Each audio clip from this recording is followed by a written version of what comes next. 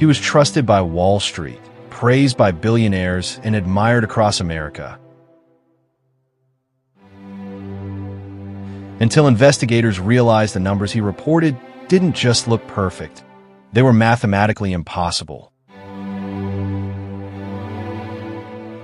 What no one knew was that Bernie Madoff was running the biggest Ponzi scheme in human history, right under everyone's nose.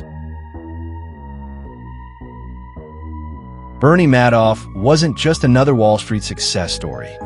He was the success story. Everyone trusted him. Bankers, billionaires, celebrities, charities, even financial regulators. He didn't promise insane returns. Just 12% a year, every year, without fail. It was the kind of performance that looked too good to be true, and yet Madoff made it look routine.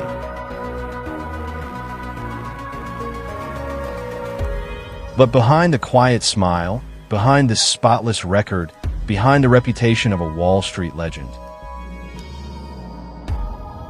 there was nothing. Absolutely nothing. Just numbers he made up every month.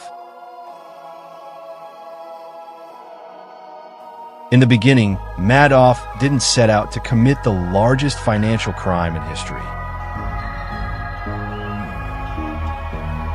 He started small, a bad trade here, a missed return there. A normal investor would call the client and admit the loss, but Madoff couldn't do that. He hated failure, hated embarrassment, hated losing. So instead of confessing, he lied. Just once. He sent a statement showing a small gain instead of a loss.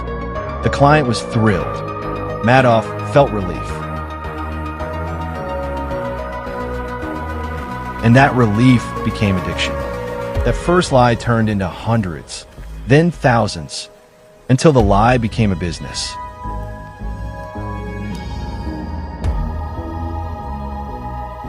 Inside Madoff's New York headquarters, there was a hidden operation nobody was allowed to enter. The 17th floor, windows sealed, doors locked. Access restricted to a tiny group of employees who weren't allowed to talk to anyone else in the company.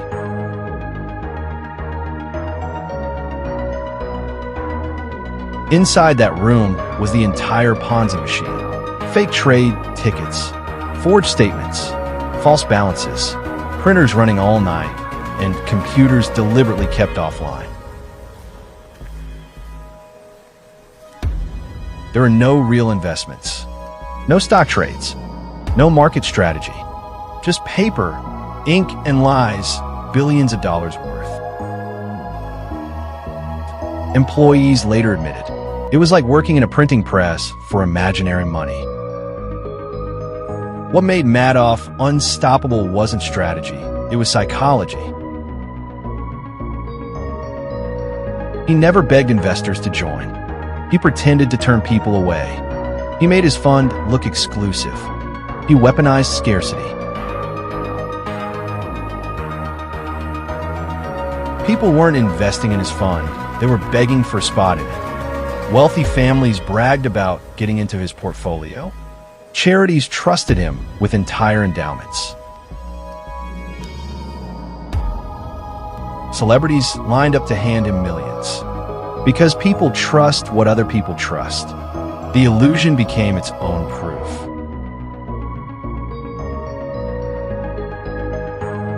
No one questioned him. No one challenged him. And the few who did were ignored. In 1999, financial analyst Harry Markopolos discovered something terrifying. Madoff's numbers were mathematically impossible. Not unusual, not suspicious, but impossible.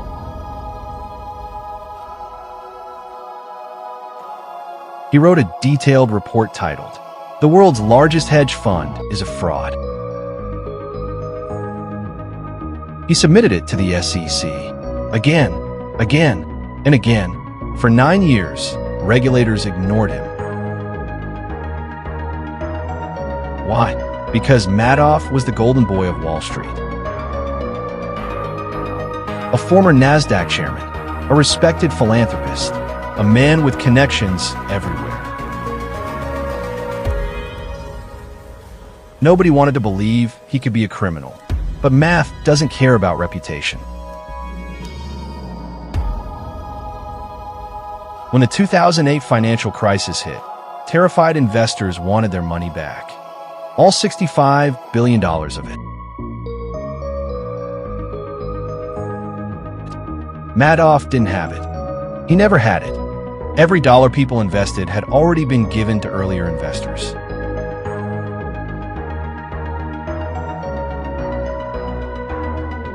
The entire scheme collapsed in days. On December 10th, 2008, Madoff admitted everything to his sons. He said, "It's all one big lie." The next day, they turned him in. The world was stunned. Celebrities like Kevin Bacon, Steven Spielberg, Larry King, all wiped out.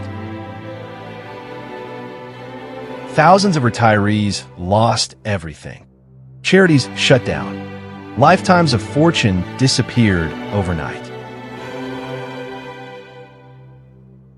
People who trusted Madoff for decades suddenly realized the truth. He never invested a single dollar. Not one. Madoff was sentenced to 150 years in prison, the maximum possible.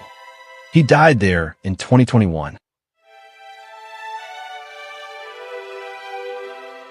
Bernie Madoff didn't just steal money. He stole futures, dreams, security. He exposed one of the darkest truths about human nature. People don't fall for scams because they're stupid. They fall because the scam feels safer than the truth. And that's exactly how Bernie Madoff stole $65 billion in plain sight. Good evening. This is Fraudify, where we unmask the world's biggest scams. Don't forget to like, share, and subscribe to Fraudify for more.